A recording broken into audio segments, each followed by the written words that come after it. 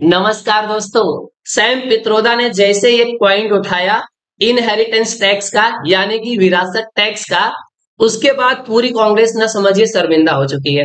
जिस विरासत टैक्स की बोलते हैं ना भाई साहब, ये बात कर रहे हैं उस विरासत टैक्स के हिसाब से अगर आपने जिंदगी भर में 100 रुपया कमाया और आपकी मृत्यु हो गई तो उसमें से लगभग 55 रुपीज कौन लेके जाएगा? गवर्नमेंट। और बाकी का बचा हुआ 45 रुपीज किसको मिलेगा? आपके बच्चे को मिलेगा। और ये बयान के बाद बोलते हैं ना भाई साहब, दम घमासान चालू हो गया। और ये न्यूज तो आप देख ही रहोगे, दन दना दन दन आते गई। और मोदी जी ने भी और अमित शाह ने भी काफी इसका फायदा उठाया, एकदम अच्छे खासे मजे भी लिए। तो कभी कभी राहुल गांधी सोचते होंगे कि यार कांग्रेस ही मुझे हराना चाहती है या बीजेपी हराना चाहती है, असली दुश्मन कौन है समझ ही में नहीं आ रहा है। अब मतलब इस जो उन्होंने बयान दिया उस बयान को आप इस फिगर से अच्छे से समझ सकते हो।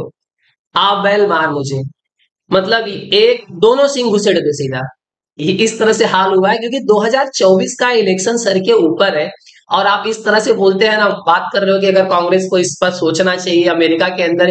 अभी जो विरासत टैक्स की बात कर रहे हैं वो कहाँ पे एप्लीकेबल है? अमेरिका में और दो चार देश ऐसे हैं जहां पे विरासत टैक्स है। चलिए उसके आगे हम चल करके इसके बारे में बात करेंगे। और अब क्या हुआ कि इन्होंने क्या बोला कि आप कमा धमा रहे हो, एक दिन आप चले जाओगे। जब चले जाओगे तो थोड़ा पैसा पब्लिक के लिए छोड़ के चले जाओ, पूरा नहीं थोड़ा बहुत छोड़ करके जाओ। और ये जो अमेरिका से बैठ करके विरासत टैक्स की बात कर रहे हैं, तो अमेरिका में भी बोलते हैं ना, हर एक स्टेट में बोलते हैं ना विरासत टैक्स एप्लीकेबल नहीं है, खाली 6 राज्यों में है। उसमें से एक राज्य बोल रहा है भैया हम 2024 के एंडिंग एंडिंग तक क्या करेंगे, इसको खत्म करेंगे। अब इसके में जो दिया गया है आपको, अमेरिका में जो विरासत टैक्स है उसके हिसाब से गवर्नमेंट आपसे कितना टैक्स कलेक्ट करती है? 1% से लेकर के 16% तक। लेकिन इसमें भी बोलते हैं ना प्रॉपर्टी के ऊपर अकॉर्डिंग है, अगर ज्यादा पैसा है आपके पास तो ज्यादा टैक्स वसूलेंगे। चलिए इसको हम लोग समझते हैं। अगर आप समझ लीजिए कि मुलायम सिंह बोलते हैं ना अगर अमेरिका के अंदर होते, और उनका बेटा कौन? अखिलेश यादव। अब मुलायम सिंह ने बोलते हैं ना $100 मिलियन कमाया होता, तो उसमें से $55 मिलियन कौन ले लेता? गवर्नमेंट ले लेती। और अखिलेश यादव को कितना मिलता? सिर्फ $45 मिलियन। तो आई होप सो कि आप समझ गए होंगे, ऐसा होना चाहिए।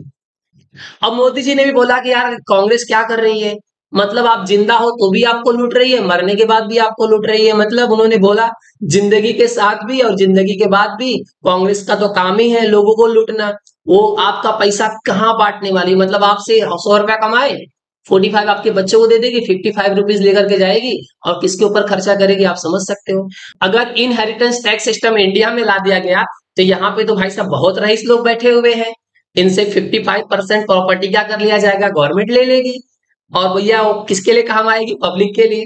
लेकिन अगर ऐसा नहीं हुआ तो जो पब्लिक के पास 100 रुपया है ना, वो भी गवर्नमेंट 55 ले लेगी और उनके पास कितना बचेगा? 45 रुपीज।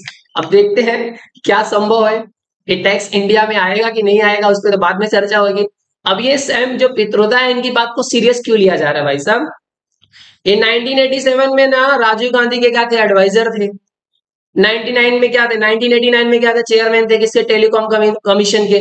और 2014 2019 में मतलब अच्छा खासा कांग्रेस को सपोर्ट कर रहे थे।